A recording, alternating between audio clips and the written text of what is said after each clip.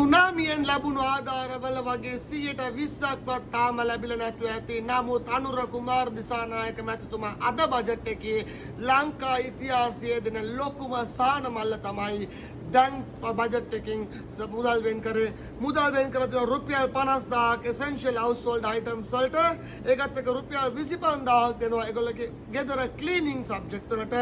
ඒකත් එක්කම රුපියල් මිලියන 5ක් වෙන් කරලා තියෙනවා මිනිස්සු high risk ප්‍රදේශවල ජීවත් වෙන කට්ටියට ඒක property එකක් ගන්න වෙන්න ඇති. ඒකත් එක්ක රුපියල් මිලියන 5ක් වෙන් කරලා තියෙනවා කඩා වැටුණු ගෙවල් හදන්න. ඒකත් එක්කම 2.5 මිලියන් වෙන් කරලා තියෙනවා භාගයට කඩපු කැඩිච්ච ගෙවල් වලට.